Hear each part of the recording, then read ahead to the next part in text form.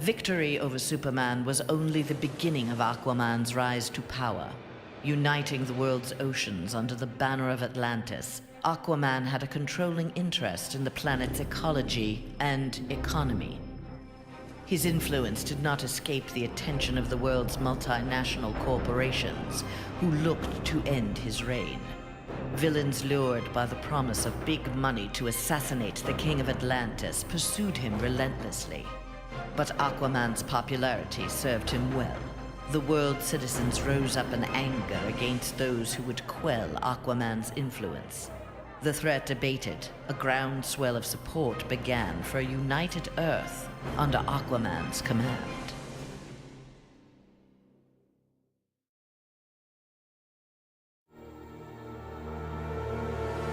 Superman's defeat did not work to Ares' advantage as he had planned. The heroes of the parallel dimension helped this world's Batman build a conflict-free utopia that left the war god famished. On the brink of death, Ares managed to imprison Brainiac 5.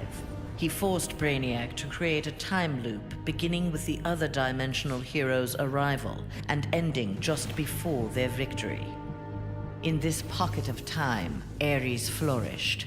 Endless war was his to savor.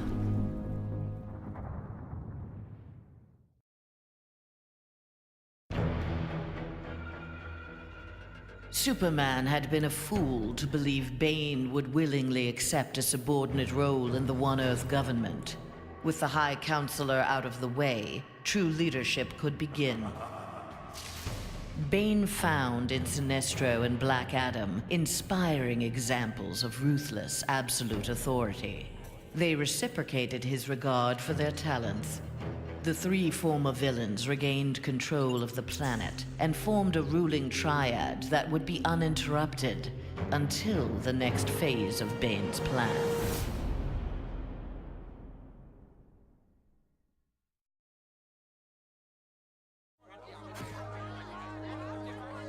Following the battle to liberate Earth, Batman learned that Luthor had bequeathed his massive fortune to Bruce Wayne. He now had the means to rebuild Gotham and Metropolis. The city's residents, inspired by their hero's efforts, adopted the slogan, "We are Batman." They contributed countless hours to their community's renovation and crime prevention. The Batman of old would have stubbornly assumed these tasks alone. The post-One Earth Batman, having been rewarded for his trust in others, enjoyed his city's renewal and his role as its benefactor.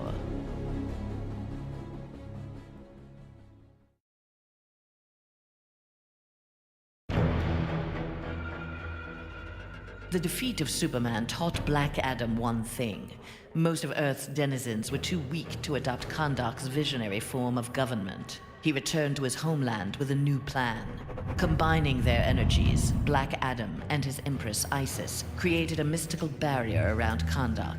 There they reigned in peace, their country an oasis in the wasteland of human civilization. A true oasis once Black Adam had destroyed all other life on Earth.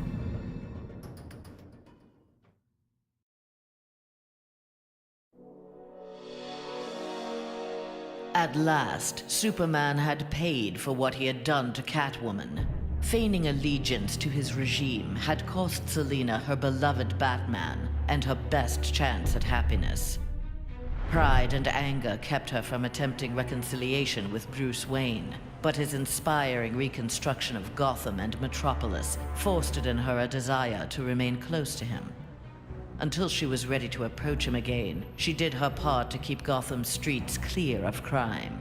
Nascent underworld organizations had both the Bat and the Cat to fear.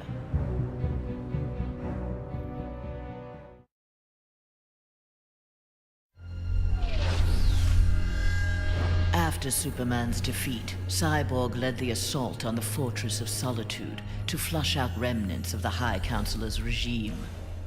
The fortress was well defended, the battle intense. Cyborg was forced to use unfamiliar Kryptonian tools to make repairs to his damaged cybernetics.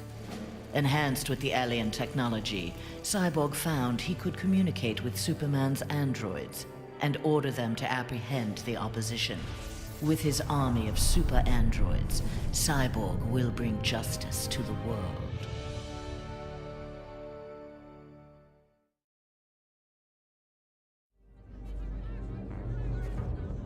With Superman's regime toppled, new governments formed to take its place. New governments meant new customers for Deathstroke, and business was booming. Soon there were more assassinations to carry out, revolutions to aid, and unrest to create than he could manage on his own.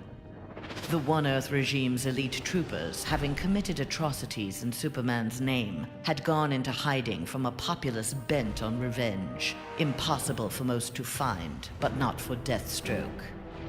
Recruiting these renegades, he formed the New Titans, the world's premier political assassins.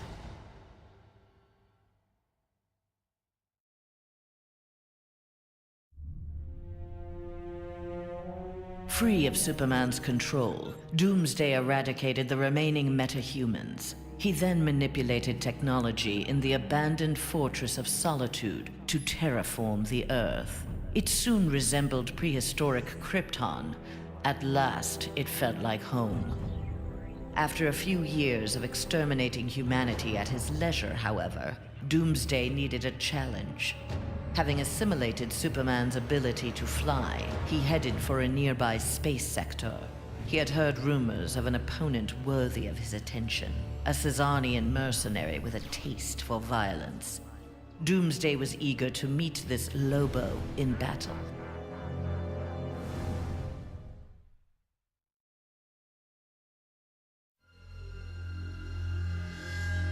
Flash had taken down the High Counselor, but the atrocities he had abetted during Superman's regime continued to haunt him.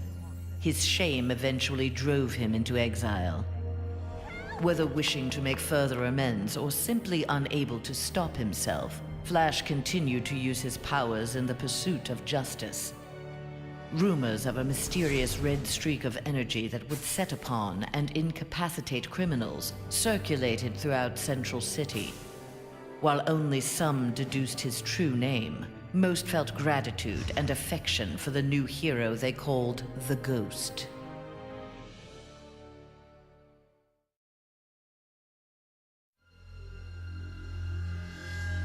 After the fall of Superman, Green Arrow visited the Star City of this parallel Earth. His counterpart was one of the first heroes to fall in the battle against Superman, one of the first to object to the Man of Steel's new tactics and reasoning. A memorial erected in Star City's Orchid Bay served as a reminder of the need to fight oppression regardless of the odds. There, Green Arrow found that one citizen wasn't content to memorialize Oliver Queen in stone. With Green Arrow's training, a new archer, dressed in crimson, took up the fallen hero's mantle. Let Star City's criminals beware. The night belongs to Red Arrow.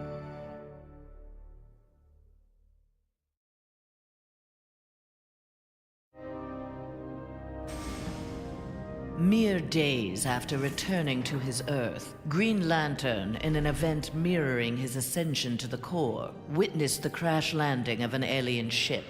Investigating the wreckage, he encountered the pilot, who claimed to be Abin Sur.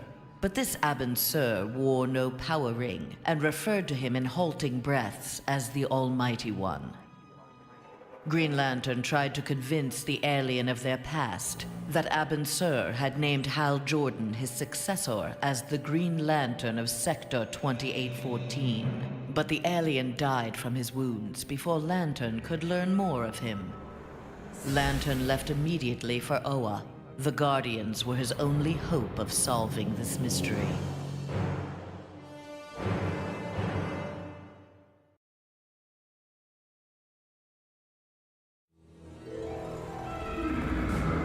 The defeat of Superman filled Harley with confidence. She knew what she was capable of and knew what she wanted. She traveled to the Visitor's Earth and freed the Joker from prison. Returning to her world, they married in a ceremony that set Gotham ablaze. At the reception, the cake-cutting ceremony took a gruesome turn.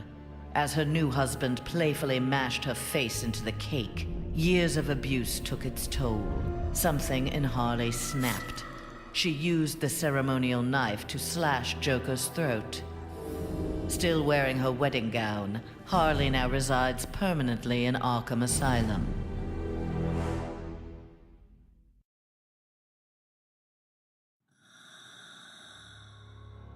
Free of his brainwashing, Hawkgirl exacted revenge on the High Counselor for murdering her husband, Hawkman. She was nevertheless sent to prison for her role in the regime. One night, she awoke hovering above her cot, glowing with eldritch light. An instant later, she stood at the bottom of a shallow crater. There, she found the source of the light, a meteorite of pure nth metal. As she touched it, the meteorite sprung to life, encasing her in nth metal. The new armor made Hawkgirl invincible. Her first act, vengeance against those who had helped Superman capture Hawkman.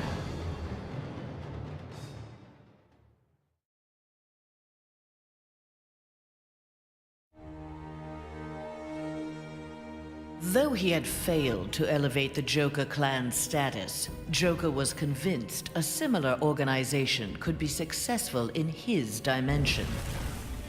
Joker used a series of devastating terrorist acts to frighten the populace, then convinced the more gullible among them that he was the path to security. The new Joker clan soon had millions of members worldwide and committed regular anti-government attacks, wreaking havoc on the global economy.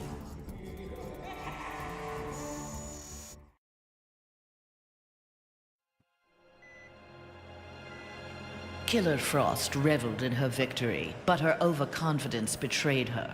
Seizing the opportunity, agents of Star Labs captured her. Their scientists harnessed her freezing power in order to fortify the world's polar ice caps. But Star Labs underestimated Frost's abilities. Turning on her captors, she froze their facility and eventually the entire Western Hemisphere. The survivors now struggle to overthrow the self-proclaimed Ice Queen.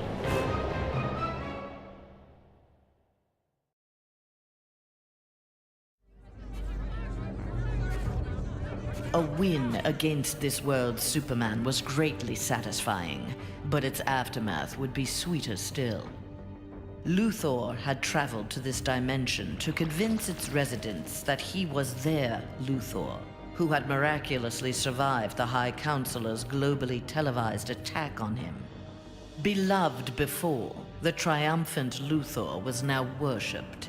He was elected President of the United States, but soon looked to further consolidate his power.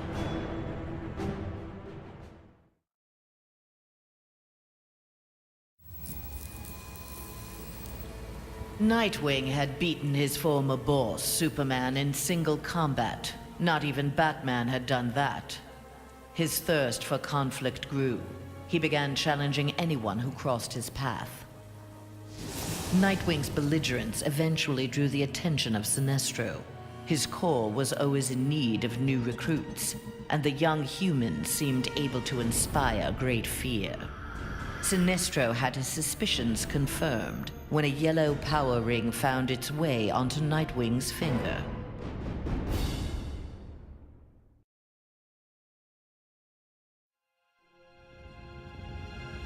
Winning the battle with Superman cost Raven dearly. The amount of demonic energy required overwhelmed her. After regaining consciousness, she looked around warily. Her immediate surroundings were a hellish ruin. Nearby stood her father, Trigon. Raven had somehow called him forth during her battle. Trigon thanked his daughter. He then summoned an army of demons and set out to destroy the rest of the planet.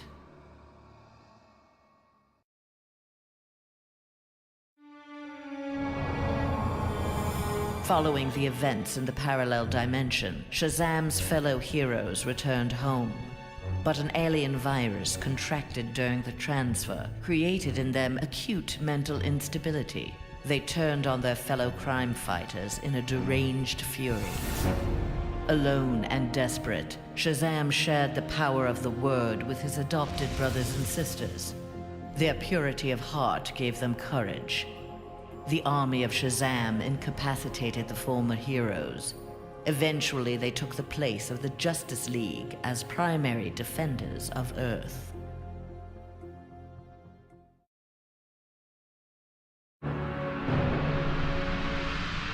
When Superman's One Earth regime proved to be a failure similar to his on Korugar, Sinestro retreated to deep space to ruminate on its demise.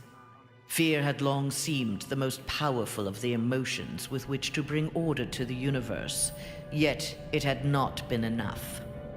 Desperate, Sinestro hurled the might of the Sinestro Corps against the life entity, keeper of the White Power Battery. Ultimately victorious, Sinestro now wielded the power of a White Lantern. No adversary could possibly withstand him.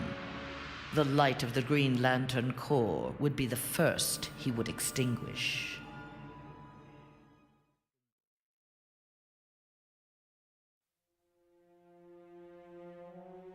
The battle over, Grundy eluded capture and returned to his swamp to heal his wounds. During regeneration, Grundy found he could channel the elemental force of the Red. All animal life would bend to his rule. His increased power also allowed him to resurrect the long-lost Grey Force. Now, instead of ruling Earth's creatures, he could simply destroy them. After defeating the world's heroes, Grundy turned Earth into his version of paradise. He now rules over a gray and lifeless planet.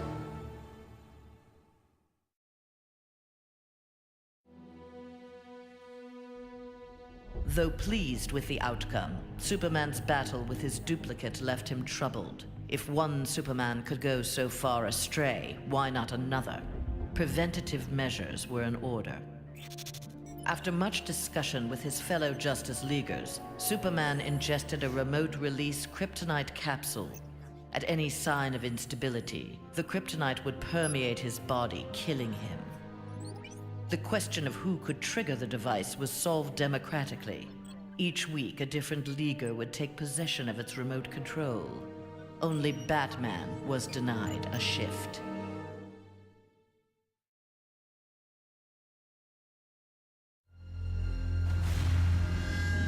Wonder Woman returned home to find her dimension in ruins. Aware of Superman's despotic rule of the parallel dimension, the gods of Olympus vowed to preemptively eliminate the metahuman scourge from their world. Under the direction of Zeus, they hunted down and eliminated nearly all superpowered mortals. All that remained to oppose them was Themyscira. Wonder Woman and her Amazons fought back against the Olympians with unrelenting courage. Despite heavy losses, Wonder Woman's forces ultimately prevailed. They took reign as the new Olympians, ushering in an age of peace and prosperity.